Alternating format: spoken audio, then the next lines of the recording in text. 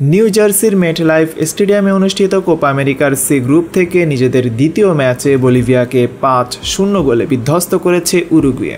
ম্যাচের প্রথমার্ধে 2টি ও বিরতির পর আরও 3টি গোল করে উরুগুয়ে।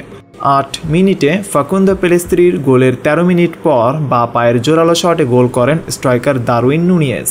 বিরতির পর 77 মিনিটে ম্যাক্সিমিলিয়ানো আরাউহোর তৃতীয় গোলে ম্যাচ মোটামুটি শেষই হয়ে গিয়েছিল। তবে গোল উৎসবের মেজাজে থাকা উরুগুয়ে 81 মিনিটে ও 89 মিনিটে আরও 2টি গোল দেয়। সত্যি বলতে তুলনামূলক শক্তিশালী দল উরুগুয়ের বিপক্ষে পুরো ম্যাচে মোটেও দাঁড়াতে পারেনি বলিভিয়া।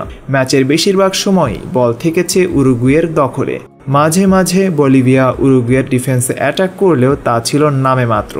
উরুগুয়ের ডিফেন্স ভেদ করে বল আর জড়ায়নি গোলপোস্টের জালে। তবে বলিভিয়ার দুর্বল ডিফেন্সকে সামনে পেয়ে রীতিমতো জ্বলে উঠেছে উরুগুয়ের স্ট্রাইকার ও মিডফিল্ডাররা। পুরো 90 মিনিট জুড়ে বল তো নিজেদের পায়ে রেখেছেই, সেই সাথে দুর্দান্ত অ্যাটাক কন্টিনিউ করে গিয়েছে উরুগুয়ে। কোপা আমেরিকা 2024 সিজনে এটি এখন পর্যন্ত কোনো দলের পক্ষ থেকে সর্বোচ্চ গোলের রেকর্ড।